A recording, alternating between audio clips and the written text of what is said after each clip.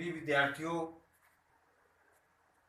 मैं दादूराम गर्ग, सहायक अध्यापक, बैजनाथ भारद्वाज, सरस्वती विद्या मंदिर, इंटर कॉलेज करवी। कल मैंने आपको पॉलिनोमियल के विषय में बताया था। बहुपद, द्विघात बहुपद, एक पदी बहुपद, दो पदी बहुपद, त्रिपदी बहुपद, और हम द्विघात बहुपद के शून्य ज्ञात करना बताया था तथा शून्यकों के योग फल तथा गुणनफल दिए रहने पर हम द्विघात बहुपद किस प्रकार से निकाल सकते हैं, ये कल आपने पढ़ा था। आज हम पढ़ेंगे बहुपद के भाग अर्थात विभाजन एल्गोरिथ्म का प्रयोग करके px को gx से भाग देने पर भागफल तथा शेषफल ज्ञात कीजिए। तो यहाँ पर एक सवाल लेके चलते हैं। बहुपद के भाग में px बराबर यहाँ दिया है, जो हमारा भाज्य दिया है x cube minus 3x² plus 5x minus 3। इसमें हमें ये जो gx दिया है ये हमारा क्या है, भाजक है। ये भाजक है हमारा x² माइनस 2। हमें विभाजन एल्गोरिथ्म का प्रयोग करके px को gx से भाग देना है और भागफल तथा शेषफल ज्ञात करना है। तो देखिए इस प्रोसेस में हम कैसे करेंगे। X cube minus 3x² plus के 5x माइनस के 3, इसमें हमें भाग देना है x² माइनस 2 का। ऐसे भाग आप पिछली कक्षाओं में भी पढ़े हैं, लेकिन आपके हाई स्कूल चैप्टर्स में ये दिया गया है, तो इसको ध्यान से समझेंगे। कुछ भैया इसमें भ्रमित होते हैं कैसे। ये जो हमारा भाज्य है, भाज्य का पहला पद क्या है, x³ और भाजक का पहला पद क्या है, x²। तो इसमें चाहे हमारे दो पदी बहुपद दिया हो, चाहे त्रिपदी बहुपद दिया हो, किसमें, भाजक में, तो इसमें बहुत से भैया हमारे भ्रमित होते हैं कि किसका भाग दिया जाए।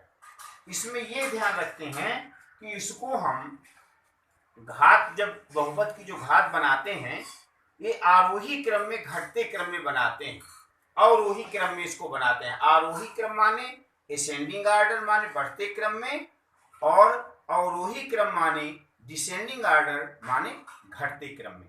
तो जो हम भाज्य को अगर व्यतिक्रम दिया गया है तो इसको हम अवरोही क्रम में बना लेते हैं। अवरोही माने घटते क्रम में। कैसे, जैसे इसमें x² देखो दो घात लगी है, यहाँ पर -2 जो हमारा है ये क्या है, अचर है। इसी प्रकार से यहाँ भी लिख लेते हैं। पहली बात तो पद लिखे रहेंगे, लेकिन कुछ प्रश्नों में आपको ऐसा लिखा नहीं मिलेगा, तो आपको भ्रमित नहीं होना। आपको पहले बड़ी घात उससे छोटी, इसी प्रकार से जैसे मैंने बताया कि अवरोही क्रम में जो है आपको लिख लेना, घात के अवरोही क्रम में आपको लिख लेना। तो इसमें पहले पद का पहले पद में भाग देना। तो देखिए यहाँ पर कैसे x³ में हम भाग देने जा रहे हैं x²। कुछ वजह सोचते हैं कि दो को क्या करें, तो पहले पद का पहले पद में भाग देना। तो यहाँ x² में जब x का भाग देंगे तो भाग देते समय घातें क्या हो जाती हैं, घट जाती। इसकी वैल्यू क्या आ जाएगी, x की घात 3 में जब x की घात 2 जाएगी तो कितना हो जाएगा, x आएगा। तो यहाँ पर भागफल में क्या लिखना, x। इतना करने के बाद इस x का हमें दो पद हैं तो दोनों में गुणा करना, तीन पद हैं तो तीनों में गुणा करना, चार पद हैं तो चारों में गुणा करना। इसमें आपको जरा भी संदेह की बात नहीं है। केवल पहले पद का पहले पद में भाग देने पर जो आता है उसे आपको कहाँ पे रख देना है, भागफल की जगह आपको रख देना। x आपने लिख दिया, ठीक है ना, बात आ रही समझ में। अब इस x का गुणा हम इन दोनों पदों में करेंगे, तो ये हो जाएगा x³ माइनस, यहाँ पर देखेंगे कि जो हमारा x वाला पद है -2x, तो हम सजाती के नीचे कोशिश करते हैं कि अगर हमारा x वाला पद मिल रहा है तो उसी के नीचे हम वहां पर लिख देते हैं, तो हमें इससे सहूलियत रहती है जोड़ने और घटाने में। वैसे भी लिखते तो कोई दिक्कत नहीं, इसमें इसके चिन्ह बदल जाते हैं घटाने पर। तो ये माइनस है, यहाँ प्लस है तो माइनस हो जाएगा, यहाँ माइनस तो क्या हो जाएगा, प्लस हो जाएगा। इस प्रकार से x³ प्लस के और x³ माइनस के विभाजित हो जाएंगे। अब यहाँ पर हमारा जो बड़ी घात वाला जो हमारा पद है उसको लिखते हैं। तो माइनस के 3x² प्लस के, ये देखिए प्लस का 2x है, प्लस का 5x, तो क्या हो जाएगा प्लस के 7x माइनस के 3। यहाँ तक बात समझ में आ गई ना। इसके बाद क्या करना, क्या बताया हमने, पहले पद का पहले पद में भाग। तो जो पहला पद है हमारा यहाँ पर क्या है, -3x²। जब x² का भाग देंगे तो x² कट जाएगा, क्या आ जाएगा -3। तो यहाँ पर लिख देंगे -3। अब -3 के लिए क्या बताया था कि इसमें जितने भी पद हैं उसमें क्या कर देना, उसका हमें क्या कर देना, गुणा। तो ये हो गया -3x², माइनस माइनस का क्या हो गया प्लस, और ये हो गया 3 दूनी 6। हमने अंक के नीचे अंक इसलिए लिखा कि जोड़ने और घटाने में हमें सुविधा रहे, ठीक है ना। आ रही बात समझ में। यहाँ पर क्या हो जाएगा प्लस, यहाँ पर क्या हो जाएगा माइनस। ये हमारे माइनस के 3x² और प्लस के 3x² जो है शून्य आ जाएगा। इसके बाद हमारे पास क्या बचा, 7x माइनस 6 माइनस 3 जोड़ेंगे तो कितना आ जाएगा -9। अब आप देख रहे हैं कि इस पद में जो हमारा जो भाजक है, जो भाजक वाला पद है, वो भाज्य वाले पद की घात से बड़ा है, अर्थात यहाँ x² है, यहाँ पर क्या है x, तो भाग नहीं जाएगा ना। तो जब भाग नहीं जाएगा तो हमारा भागफल क्या आ गया x माइनस 3, और शेष फल क्या आ गया 7x माइनस 5। तो इस प्रश्न में यही पूछा था कि भागफल तथा शेष फल ज्ञात कीजिए। तो जब हम इसमें आंसर लिखेंगे तो आंसर में लिखेंगे भागफल बराबर, इसका भागफल आ गया, भागफल बराबर x माइनस 3, और इसका शेष फल क्या आ गया, शेष फल लिख देना है आपको, शेष फल 7x माइनस 9। ये आपका हो गया आंसर। ये x³ - 3x² + 5x - 3 में x² - 2 का जब आपने भाग दिया तो भाग देने पर x - 3 ये भागफल हो गया, और ये आपको हो गया शेषफल हो गया। इस प्रकार से विभाजन एल्गोरिथ्म का प्रयोग करके, ये जो विभाजन एल्गोरिथ्म कहता है उसका प्रयोग हमने आपको पहले पढ़ाया था। इसकी जांच भी अभी आगे कुछ प्रश्नों में आएगी। एक सूत्र आपने पढ़ा होगा, ये तो संभवतः आपको सभी को समझ में आ गया होगा ठीक से। अगर इस प्रश्न में कोई आपको परेशानी हो तो अगले पीरियड में आप पूछ भी सकते हैं कमेंट के माध्यम से। तो इसको आप ठीक से समझ लें, नोट कर लेंगे ध्यानपूर्वक। आगे देखिए अगला जो प्रश्न बता रहे हैं, एक सूत्र आपने पढ़ा है, भाज्य बराबर भाजक गुणे भागफल धन शेष फल, एक सूत्र है। ऐसे में आप पिछली कक्षाओं में भी आपने पढ़ा है, तो एक सूत्र भी आपको पढ़ लेना। और प्रश्न इसमें जो दिए गए हैं, ये 2 प्रश्न इसमें आगे और दिए गए हैं, तो इसमें इन दोनों प्रश्नों को आपको हल कर लेना है। ये प्रश्न नंबर 3 में, प्रश्न नंबर जो इसका पहले का तीसरा है, इसमें थोड़ा प्रश्न आपको लिखना बताता हूँ, कुछ भैया इस वजह से भ्रमित होते हैं। ये px बराबर दिया है x⁴ -5x + 6, ये दिया हुआ है, और gx वाला पद दिया गया है, तो gx वाला दिया 2 - x²। अब इधर ध्यान देंगे, 2 - x²। इसमें बच्चे भ्रमित होते हैं कि इसमें कैसे भाग दिया जाए जब ये पद आता है। तो इसमें मैंने बताया है x⁴ -5x + 6 divided by 2 - x²। जब ऐसे लिख देते हैं तो ऐसे लिखने पर आपको क्या प्रॉब्लम जाती है कि इसमें सर x⁴ में हम 2 का कैसे भाग दें। तो हमने आपको एक पहला प्रश्न बताया, तो उसमें आपको क्या बताया था कि हमें जो हमारा भाज्य है और ये जो भाजक है, इन दोनों पदों में अगर इनके घातों में व्युत्क्रम है तो दोनों को हम अवरोही क्रम में लिख लेते हैं, अवरोही क्रम की घात में लिख लेते हैं। अवरोही क्रम का मतलब घटते क्रम में, अर्थात कभी 4, 3, 2 ऐसा लिख लेते हैं। तो इसमें आप देख रहे हैं कि -x², x में कौन सी घात है 2। तो इस प्रश्न को, प्रश्न में तो ऐसा लिखा, लेकिन जब आप इसको हल करेंगे तो -x² + 2, कोई अंतर है क्या, यहाँ पर कोई अंतर है, प्लस का 2 है और माइनस का x², कोई अंतर नहीं है ना। तो इसको हम ऐसे लिख लेंगे, फिर लिख लेंगे x⁴ -5x+6 ऐसे लिख लेंगे। अब इसमें आपको कोई परेशानी नहीं होगी, जैसे मैंने पहला बताया था वैसे भागफल आप इसका लगा सकते हैं, हल करके बता दिया जाए आपको। तो देखिए इसमें पहला पद क्या है, x⁴ में आप भाग दे रहे हैं -x² का, तो जो भाग देंगे इसमें तो क्या आ जाएगा -kx², क्योंकि प्लस माइनस का भाग क्या होता है माइनस, जैसे प्लस माइनस का गुणा होता है माइनस, वैसे प्लस माइनस का भाग क्या होता है माइनस। दोनों के भाग और गुणा में इसमें चिन्हों में कोई अंतर नहीं आता। तो यहाँ पर हम लिख सकते हैं -x²।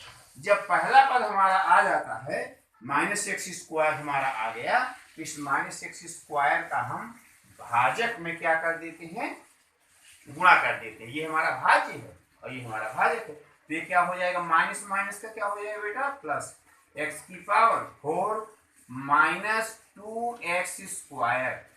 -2 यहाँ आप देख रहे हैं कि 2x², x की घात 2 वाला कोई भी पद इसमें हमारे भाज्य में नहीं है जो आप देख रहे हैं। तो इसको हम इस प्रकार से किसी के नीचे यहाँ पर लिख सकते हैं। इसके बाद यहाँ माइनस और ये क्या हो जाएगा यहाँ पर प्लस हो जाएगा। इसमें x⁴ और x⁴ ये डिवाइड हो जाएंगे। अब इसके बाद हमारी घात जो आएगी, ये पहले वाले पद को नहीं उतारना, इसमें इसका ध्यान रखना कि जो हमारी बड़ी घात है, बड़ी घात को ही हम नीचे पहले लाते हैं। अगर ऊपर में बड़ी घात होती है नीचे आती तो हम बड़ी घात को पहले लाते, अर्थात क्या लिखेंगे 2x² -k5x +k6।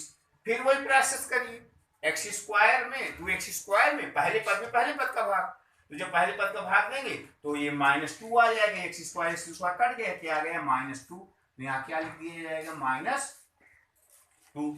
अब जब -2 में भाग देंगे तो गुणा करने पर माइनस माइनस का प्लस हो जाएगा, तो 2x² और ये माइनस माइनस यहाँ माइनस प्लस क्या हो जाएगा, इधर ध्यान दीजिए, ये हो जाएगा -4 हो जाएगा, 2 दूना 4। अब इसके बाद जब इसको हल करेंगे तो ये हमारा विभाजित हो जाएगा, ये क्या हो जाएगा, ये हमारा हो जाएगा प्लस का हो जाएगा, क्योंकि प्लस माइनस माइनस और 2 दूना 4। अब यहाँ पर क्या पद बचा -k5x और प्लस क्या बचा 6 4 10। ये बात आपको समझ में आ गई होगी।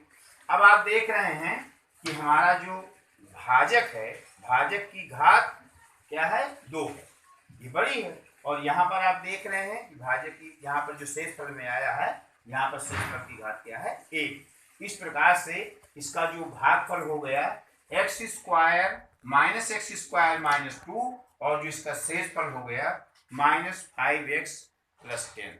इस प्रकार से ये प्रश्न भी आपको पूरा हो गया। ये प्रश्न मैंने इसलिए आपको बताया कि इसमें जो व्युत्क्रम था 2 x² लिखा था, तो यहाँ पर -x² + 2 ऐसा लिखते हैं हम, इसमें हमें भ्रम की नहीं आनी चाहिए, क्योंकि जो हमारा ये भाज्य है और ये भाजक है, इसकी घातों को हम आरोही क्रम में अर्थात डिसेंडिंग आर्डर में आरोही और अवरोही 2 प्रकार के जो क्रम मैंने बताया था आपको, तो उसमें घटते क्रम में हम इसको जो है इस प्रकार, बढ़ते क्रम में आरोही क्रम कहलाता है, घटते क्रम में अवरोही। तो मैंने बताया कि इसको आपको घटते क्रम में लिखना, जैसे x की घात 4, फिर घात 1 है, x की घात 2, इसके बाद ये अचर पद है आपका।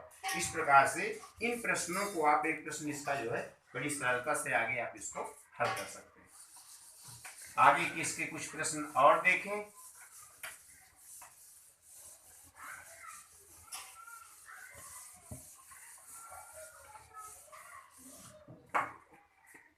इसमें प्रश्न नंबर 2 में पहले बहुपद का दूसरे बहुपद में भाग कीजिए और क्या प्रथम बहुपद द्वितीय बहुपद का एक गुणनखंड है। तो देखिए इसमें एक शर्त उन्होंने लागू किया कि पहले भाग दीजिए और भाग देने के बाद यह बताइए कि क्या यह बहुपद प्रथम बहुपद दूसरे बहुपद का एक गुणनखंड है। तो इसका अर्थ समझ लीजिए क्या होता है। कोई बहुपद किसी का गुणनखंड कब होता है, जब भाग देने पर उसका शेषफल 0 आ जाता है। क्या आ जाता है शेषफल 0, तो वह उसका क्या हो जाता है, उसका गुणनखंड। जैसे एक सामान्य सा उदाहरण हम लेकर के चलते हैं एग्जाम्पल, जैसे यहाँ पे 6 लिखा है और 6 में आप देखते हैं कि अगर 6 में हम इसमें 2 का भाग दे दें तो 2 3 6 शेषफल क्या आ गया 0, अर्थात 6 का गुणनखंड क्या हो गया 2।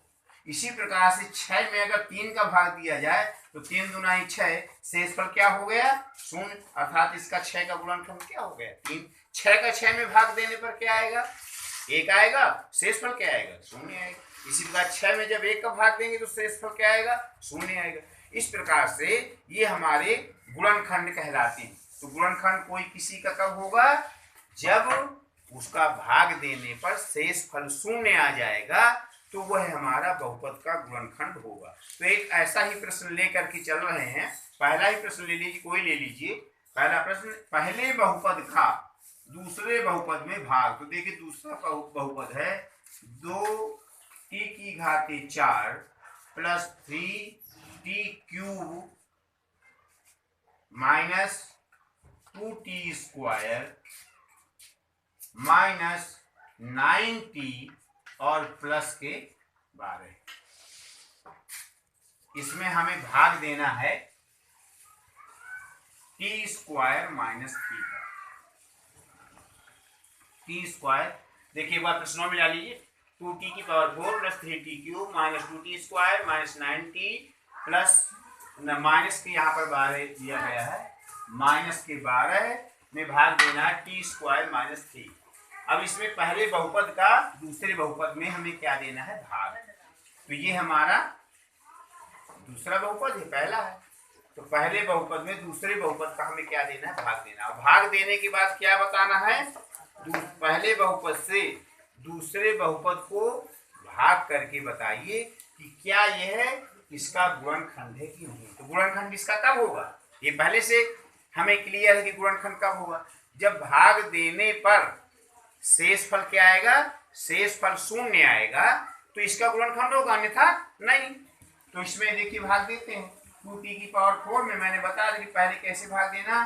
2t⁴ ये पहला पद है ना, इसके बाद इसमें पहला पद इसका क्या है बेटा? t²। जब इसका भाग देंगे तो आ जाएगा 2t²। तो इसको हम रफली ऐसे लिख सकते हैं। पहली बात तो ये सामान्य सा है कि ये 2 की जगह 2, 1 2 2 कर देंगे। t⁴ में जब t² को डिवाइड करेंगे तो क्या आ जाएगा? डिवाइड करने पर t² आ जाएगा। तो और अगर आपको दिक्कत होती तो आप इस प्रकार से अलग अलग स्टेप बाय स्टेप जो है इसको लिख सकते हैं। लिखने के बाद जो है आप इसको कर लेंगे। तो इसमें कैसे करना? ये हमारा आया 2t²। 2t² आ गया, t⁴ में t घात हो जाए t², यहाँ 2 आपका वैसे लिखा। और जब इसका गुणा करेंगे तो क्या हो जाएगा? 2t⁴ माइनस 3 दूना 6 t²। देखिए हमने t³ की जगह न लिखा कि स्क्वायर के नीचे स्क्वायर लिखा है ताकि आपको जोड़ने और घटाने में कोई दिक्कत ना हो। ठीक है, बात समझ में आ रही है? ये माइनस हो जाएगा और ये काहे का हो जाएगा? प्लस। ये तो आपका पहला वाला पद कट जाएगा। इसके बाद बड़ी घात वाला क्या है? 3t³ प्लस 6t² में जो माइनस के 2t² जाएगा तो क्या आ जाएगा बेटा? 4t² माइनस के 9t और ये माइनस के 12। ये इन पदों को हम दोनों को शुद्धानुसार उतार सकते हैं। इसके बाद फिर इसका इसमें भाग देंगे तो क्या आ जाएगा? इसमें भाग देने पर प्लस t आ जाएगा, क्योंकि t³ में t² का जो भाग देंगे t आएगा और यहाँ पे 3 है तो 3t आ जाएगा। जो 3t का इसमें क्या कर देंगे? गुणा कर देंगे। तो ये आपको हो जाएगा 3t³ माइनस 3 9t।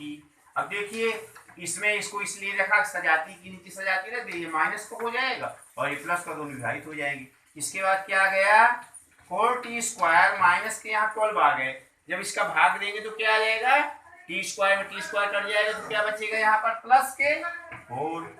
जब प्लस 4 है तो यहाँ पर 4t² माइनस के 4 यानी 12 है। ये माइनस और ये प्लस, ये दोनों प्लस माइनस के और ये दोनों प्लस माइनस के कटने पर शेषफल क्या आ गया? 0। तो मैंने आपको क्या बताया था कि पहले बहुपद का देखिए दूसरे बहुपद में भाग दीजिए और यह भी बताइए कि क्या ये पहला बहुपद दूसरे बहुपद का गुणनखंड है या नहीं। तो आप क्या लिखेंगे? चूंकि शेषफल 0 है, ये गुणनखंड हो गया। चूंकि शेषफल क्या है? शेषफल शून्य है आता है बहुपद, मतलब जो पहला बहुपद है आता है बहुपद। इसमें जो भाषा लिखी है प्रथम बहुपद द्वितीय बहुपद का गुणनखंड की नहीं आता है, यहां लिख दीजिए प्रथम बहुपद माने कौन सा, टी स्क्वायर माइनस थ्री। प्रथम बहुपद द्वितीय बहुपद का